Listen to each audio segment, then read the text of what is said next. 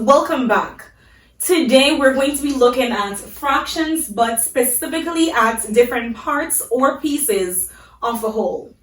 So take for example, if you had a huge pizza, nice, big, yummy, scrumptious pizza, and you were trying to divide this pizza between you and another person. So I'm going to go ahead and draw a circle to represent our pizza. Alright, bear with me. Trying to get it as circular or as round as possible. So when you're drawing your circle, make sure you do a way better job than I just did. So like I said before, pretend that you have this nice big pizza and you're trying to divide it for you and another person. So if I'm doing that, I'm going to go ahead and separate my pizza into two equal parts. So I'm going to go ahead and draw a line right through the center. Yes, right through the center of my pizza. So here if you notice, I have two equal parts. And for each of these parts, we call it what we call a half, or 1/2. So 1/2 plus 1/2. I can do that on the side here, 1/2 plus 1/2. In this case, our denominator is the same, so we have 2 as our denominator and we add our numerator, so 1 plus 1, that gives us 2. But if you're dividing 2 by 2, 2 divided by 2 is just equal to 1, which gives us the entire pizza, or the entire circle, as you can see here. Alright, so that's just one way that you can divide a whole into two equal halves, or into two equal parts. Instead of separating it into two equal parts or dividing the pizza for two persons, let's pretend that we're going to include two other people, which means that we're going to divide the pizza for 4 persons instead. So we're going to divide it among 4 persons. So that means that we need 4 equal parts. So we already have 2 equal parts, as you see here. And again, this part is called a half. This part is called a half. So if I wanted to separate this into 4 equal parts, what I would need to do is that I would need to draw another line. But in this case, I'm going to draw a vertical line, or a line right down the middle.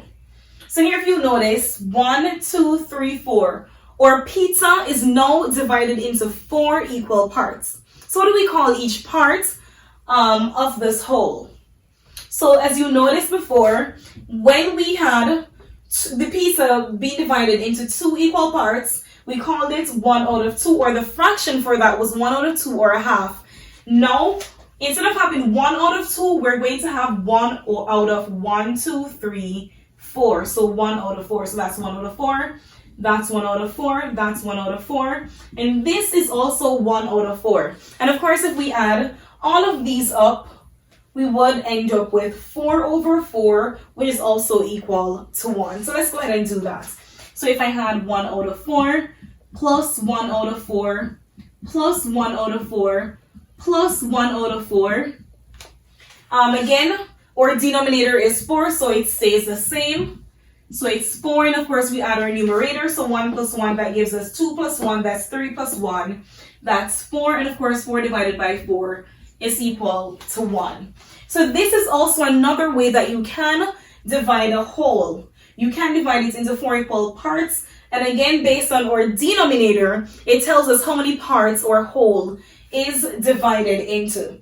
We're also going to divide the pizza another way. So I'm going to go ahead and erase what I have inside of my circle. So I'm going to get rid of this, because again, you can divide it into as many pieces or as many parts as you want. For example, if I wanted to divide this circle or this pizza into 3 equal parts. So here if you notice, I had a half and then I had a quarter, which means I divided first the pizza into 2 parts, 2 equal parts, and then 4 equal parts. So now say for example, I wanted to divide it into 3 equal parts. What would that look like? So again, I'm going to go ahead and divide my circle into 3 equal parts. So I have 1, 2, 3. And of course, remember that I stated before, whenever you're trying to figure out what the fraction is, think about the amount of parts that you divided the whole into, and that number will be your denominator. So in this case, of course, we know that our numerator is just 1 because this is one part out of the whole. And of course, we divided it into 1, 2, 3 different parts. So now our denominator becomes 3. So that's 1 over 3, 1 over 3, and 1 over 3. And of course, similar to what I did before, if I was to add 1 over 3 plus 1 over 3 plus 1 over 3, that would just give me 3 over 3, which is also equal to 1. So this is just another way that you can divide the whole, and you can divide it into as many parts as you want, not just in a half or a fourth or a third, but you can divide that whole into as many parts as you want. The important thing to bear in mind is that the denominator of your fraction will tell you the number of parts that whole is divided into. So say, for example, you wanted to divide this one circle or this one pizza into 100 different parts and 100 equal parts. What would your fraction be for just one part? If you said 1 out of 100, you would be correct. So again, recall that whenever you have a whole, and it could be, say, a whole pizza, a whole cake, you name it. The denominator will always tell you the amount of parts you divide your whole into. For example, in this case, the whole is divided into 3 parts, so our denominator is 3.